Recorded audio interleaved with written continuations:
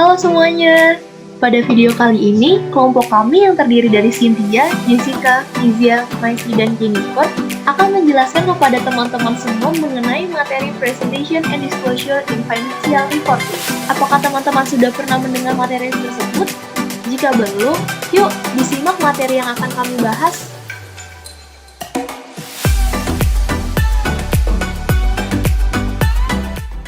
Jadi pada topik pertama ini, kita akan membahas mengenai prinsip pengungkapan penuh. Nah, prinsip ini mengharuskan pelaporan keuangan menyebutkan setiap fakta keuangan yang cukup signifikan. Artinya, prinsip pengungkapan ini harus bisa memberikan penjelasan baik informasi keuangan maupun non-keuangan dengan jelas dan dapat mewakili keadaan dari perusahaan.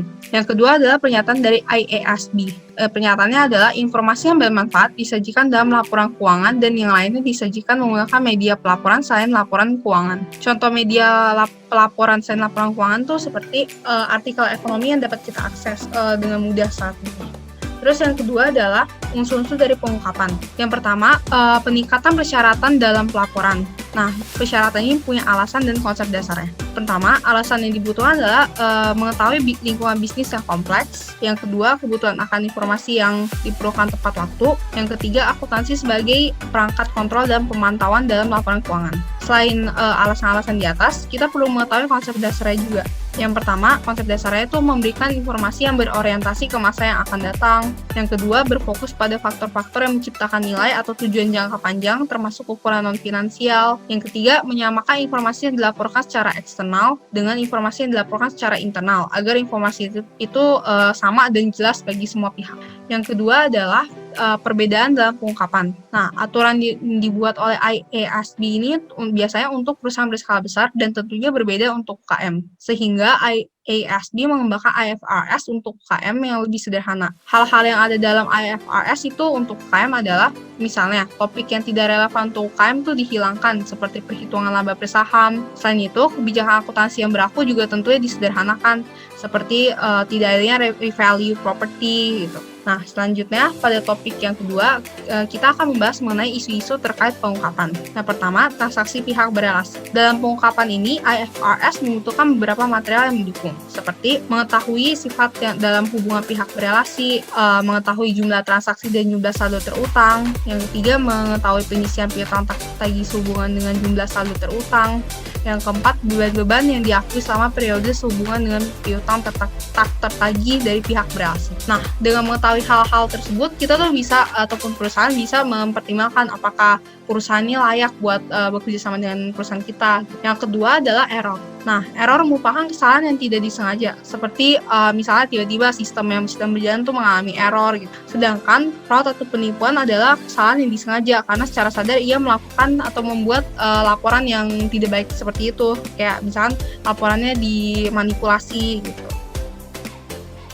Even after the reporting period. Subsequent event merupakan peristiwa atau transaksi yang terjadi setelah tanggal tutup buku atau reporting date. Terdapat dua jenis transaksi, yakni satu, peristiwa yang memberikan bukti tambahan mengenai kondisi yang ada pada tanggal pelaporan laporan posisi keuangan. Peristiwa ini dikenal sebagai adjusted subsequent event. Kedua, peristiwa yang memberikan bukti tentang kondisi yang tidak ada pada tanggal pelaporan laporan posisi keuangan. Peristiwa ini dikenal sebagai non-adjusted subsequent event. Reporting for diversified conglomerate companies. Tujuan pelaporan data keuangan tersegmentasi adalah untuk menyediakan informasi tentang berbagai jenis aktivitas bisnis yang melibatkan perusahaan dan lingkungan ekonomi yang berbeda di mana perusahaan beroperasi. Ada beberapa hal yang akan membantu penggunaan laporan keuangan, yakni 1. Lebih memahami kinerja perusahaan. 2. Lebih baik menilai prospeknya untuk arus kas bersih masa depan. 3. Membuat penilaian yang lebih tepat tentang perusahaan secara keseluruhan. Segmen operasi adalah komponen dari suatu perusahaan yang terdiri dari A. Terlibat dalam kegiatan bisnis dari mana yang ia memperoleh pendapatan dan menimbulkan biaya. B. Yang hasil operasinya ditinjau secara berkala oleh pengambil keputusan operasional perusahaan untuk menilai kinerja segmen dan mengalokasikan sumber daya ke segmen tersebut. C. Untuk informasi keuangan terpisah dihasilkan berdasarkan sistem pelaporan. Di layar ini ada sebuah contoh ilustrasi dalam menghitung segmen dan income statement dari Office Equipment and Auto Parts Company. Interim reports atau laporan keuangan jangka pendek adalah laporan yang jangka waktunya kurang dari 1 tahun. Interim reports dibuat menggunakan decade approach di mana 1. Memperlakukan laporan dalam setiap interim period sebagai periode akuntansi yang terpisah. Perlakuan ini perusahaan akan mengikuti prinsip penaguhan dan akrual yang digunakan untuk laporan tahunan. Kedua, mengikuti prinsip deferrals dan accrual yang digunakan dalam laporan tahunan. Dalam pendekatan ini, perusahaan harus menetapkan perkiraan biaya kebagian tahun berdasarkan volume penjualan atau beberapa basis aktivitas lainnya. Sehingga secara umum, IFRS mengharuskan perusahaan untuk mengikuti pendekatan Decree. 3. Melaporkan transaksi akuntansi saat terjadi dan pengakuan biaya tidak boleh berubah dalam periode yang mencakup. Nah, selanjutnya saya akan menjelaskan tentang 2 masalah yang terjadi dalam laporan interim. Pertama, ada pajak penghasilan. Tidak setiap penghasilan kena pajak perusahaan dapat dikenakan pajak dengan tarif yang sama jika tarif pajak progresif. Aspek pajak penghasilan bisnis ini menimbulkan masalah dalam penyusunan laporan keuangan interim. Dalam IFRS membutuhkan penggunaan pendekatan tahunan. Beban pajak penghasilan diakui pada setiap periode interim berdasarkan estimasi terbaik dari rata-rata tertimbang tarif pajak penghasilan tahunan yang diharapkan untuk tahun buku penuh. Pendekatan ini konsisten dengan penerapan prinsip yang sama dalam laporan interim seperti yang diterapkan pada laporan tahunan, yaitu pajak penghasilan dinilai setiap tahun.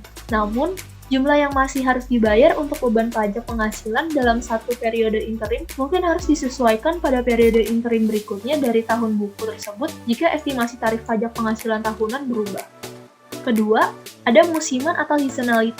Seasonality terjadi ketika sebagian besar penjualan perusahaan terjadi dalam satu periode singkat dalam setahun, sementara biaya tertentu tersebar cukup merata sepanjang tahun. Misalnya, industri gas alam memiliki penjualan yang besar di bulan-bulan musim dingin. Sebaliknya, industri minuman memiliki penjualan yang tinggi di bulan-bulan musim panas. Nah, masalah seasonality ini terkait dengan prinsip pengakuan biaya dalam akuntansi. Umumnya, biaya dikaitkan dengan pendapatan yang mereka hasilkan. Dalam bisnis musiman, fluktuasi laba yang luas terjadi karena penjualan di luar musim tidak menyerap biaya tetap perusahaan. Misalnya, biaya produksi, penjualan, dan administrasi yang cenderung tetap cukup konstan terlepas dari penjualan atau produksi.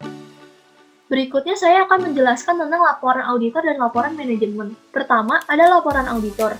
Jika auditor yakin bahwa laporan keuangan telah menyajikan posisi keuangan hasil operasi dan arus kas secara wajar, sesuai dengan prinsip-prinsip akuntansi yang berlaku umum, maka pendapat wajar tanpa pengecualian akan diberikan. Penolakan untuk memberikan pendapat adalah layak jika auditor hanya dapat mengumpulkan sedikit informasi tentang laporan keuangan sehingga tidak ada pendapat yang dapat diberikan serta kurangnya sesuai dengan standar yang diterima serta pengungkapannya yang tidak memadai. Dalam keadaan tertentu, meskipun tidak mempengaruhi pendapat wajar tanpa pengecualian auditor, mungkin memerlukan auditor untuk menambahkan beberapa paragraf menjelaskan laporan audit.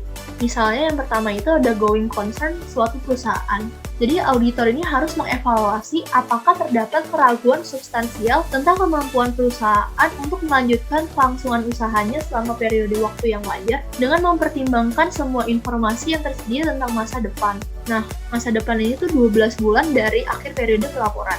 Jika ada keraguan substansial tentang kelangsungan perusahaan, auditor menambahkan catatan penjelasan yang menjelaskan potensi masalah. Kedua, kurangnya konsistensi. Jika suatu perusahaan telah mengubah kebijakan akuntansi sedemikian rupa sehingga berdampak material terhadap daya banding laporan keuangannya, auditor harus mengacu pada perubahan tersebut dalam paragraf penjelasan laporan. Paragraf penjelasan semacam itu harus mengidentifikasi sifat perubahan dan merujuk membaca kecatatan dalam laporan keuangan yang membahas perubahan secara rinci. Ketiga, penekanan dari suatu masalah. Auditor mungkin ingin menekankan suatu hal yang berkaitan dengan laporan keuangan, tetapi tetap bermaksud untuk menyatakan pendapat wajar tanpa pengecualian. Namun dalam beberapa situasi, auditor menyatakan opini yang dimodifikasi. Kedua, ada laporan manajemen. Komentar manajemen membantu dalam penafsiran posisi keuangan, kinerja keuangan, dan arus kas dari perusahaan. Laporan tersebut dapat mencakup review dari yang pertama itu faktor utama dan pengaruhnya dalam menentukan kinerja keuangan, termasuk perubahan lingkungan di mana entitas beroperasi, respon entitas terhadap perubahan tersebut dan pengaruhnya, dan kebijakan investasi perusahaan untuk mempertahankan dan meningkatkan kinerja keuangan, termasuk kebijakan dividennya. Kedua, sumber pendanaan perusahaan dan rasio yang ditargetkan atas rasio kewajiban terhadap ekuitas. Ketiga, sumber daya perusahaan yang tidak diakui dalam laporan posisi keuangan sesuai dengan IFRS. Komentar tersebut juga memberikan kesempatan untuk memahami tujuan manajemen dan strateginya untuk mencapai tujuan tersebut. Berikutnya saya akan membahas isu terkini terkait laporan keuangan. Nah, SEC ini telah mengidentifikasi bahwa perusahaan diperbolehkan atau tidak diharuskan untuk memasukkan peramalan laba dalam laporan yang diajukan kepada SEC. Di antaranya adalah forecast financial. Forecast financial adalah satu set laporan keuangan prospektif yang menyajikan posisi keuangan yang diharapkan perusahaan, hasil operasi, dan arus kas. Pihak yang bertanggung jawab mendasarkan perakiraan keuangan pada kondisi yang diharapkan ada dan tindakan yang diharapkan akan diambil. Baik, selanjutnya saya akan menjelaskan mengenai proyeksi keuangan atau financial projection, yaitu pernyataan keuangan prospektif yang memberikan satu atau lebih asumsi hipotesis tentang posisi keuangan yang diharapkan entitas dan hasil dari usaha serta arus kas. Untuk mendorong manajemen mengungkapkan jenis informasi ini, Securities and Exchange Commission atau SEC telah menerbitkan peraturan perlindungan atau Safe Harbor Rule. Peraturan tersebut memberikan perlindungan kepada perusahaan yang menyajikan peramalan yang salah selama proyeksi tersebut disiapkan atas dasar yang masuk akal dan diungkapkan dengan maksud yang baik. Nah, sesuai yang tadi sudah dijelaskan, perbedaan antara financial forecast dan financial projection sangatlah jelas. Kalau financial forecast itu memberikan informasi tentang apa yang diharapkan terjadi, sedangkan financial projection memberikan informasi tentang apa yang mungkin terjadi, tetapi belum tentu diharapkan terjadi. Untuk selanjutnya, ada yang dinamakan Internet Financial Reporting atau IFR, yaitu pelaporan keuangan yang dilakukan oleh perusahaan melalui internet yang disajikan dalam website atau situs perusahaan. Sebagian besar situs perusahaan berisi link ke laporan keuangan mereka dan pengungkapan lainnya untuk yang pertama, memungkinkan perusahaan untuk berkomunikasi dengan lebih mudah dan cepat dengan pengguna. Yang kedua, memungkinkan pengguna untuk mengambil keuntungan dari alat-alat seperti mesin pencari. Dan yang ketiga, dapat membantu membuat laporan keuangan lebih relevan dengan memungkinkan perusahaan untuk melaporkan data terpilah yang diperluas. Selanjutnya ada fraudulent financial reporting atau kecurangan laporan keuangan, yaitu salah saji atau pengabaian jumlah dan pengungkapan yang disengaja dengan maksud menipu para pemakai laporan keuangan. Nah, gambar di layar menunjukkan beberapa jenis dari fraudulent financial reporting. Yang pertama ada penggelapan aset, yang kedua ada cybercrime, selanjutnya ada korupsi, ada juga procurement fraud atau jenis fraud yang terjadi pada pengadaan barang di perusahaan swasta maupun institusi pemerintah. Ada juga accounting fraud dan human resource fraud atau kecurangan yang dilakukan oleh pegawai di perusahaan. Fraudulent atau yang dikenal dengan kecurangan biasanya terjadi karena dua faktor yang ada. Yang pertama, pengaruh dalam lingkungan internal, yaitu pengaruh yang berhubungan dengan sistem pengendalian internal yang buruk, sikap manajemen yang buruk terhadap etika, atau mungkin dikarenakan oleh likuiditas atau profitabilitas perusahaan. Yang kedua, pengaruh dalam lingkungan eksternal, yaitu pengaruh yang berhubungan dengan kondisi industri, lingkungan bisnis secara keseluruhan, atau pertimbangan hukum dan peraturan.